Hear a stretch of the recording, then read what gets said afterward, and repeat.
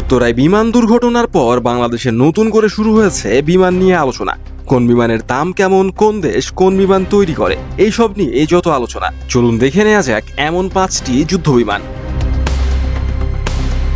এই তালিকার প্রথম অবস্থানে রয়েছে F-35 লাইটিং II, যার দাম প্রায় $177 মিলিয়ন।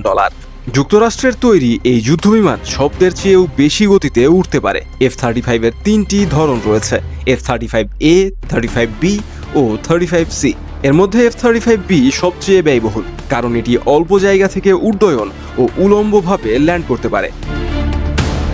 দ্বিতীয় অবস্থানে রয়েছে F-22 র্যাপ্টর, যার দাম প্রায় $143 মিলিয়ন। এই যুদ্ধবিমানকে বলা হয় আকাশের রাজা। স্টেলথ প্রযুক্তির কারণে রাডারেও ধরা পড়ে না, তবে এত দামি হওয়ার কারণে এটির উৎপাদন বন্ধ করে দিয়েছে যুক্তরাষ্ট্র।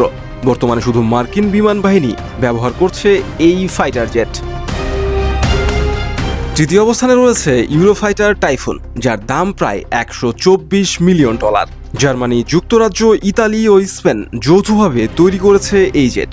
বহু ইউরোপীয় দেশ এই বিমান ব্যবহার করে। গতি, অস্ত্র এবং স্টেলথ প্রযুক্তির চমৎকার মিশ্রণ এটি। Macdonell Douglas F-15EX strike eagle দামের দিকে চতুর্থ অবস্থানে রয়েছে। এই যুদ্ধবিমানের দাম $117 মিলিয়ন। পরিচালনাগত খরচের দিক দিয়ে এই বিমানটি পঞ্চম প্রজন্মের যে কোনো বিমানের চেয়ে সাশ্রয়ী। স্ট্রাইক ঈগল উড়াতে প্রতি ঘন্টায় খরচ হয় প্রায় $29,000 মার্কিন, যা মার্কিন পঞ্চম প্রজন্মের যুদ্ধবিমান F-35 পরিচালনায় প্রয়োজনীয় খরচের 1/3 ভাগ।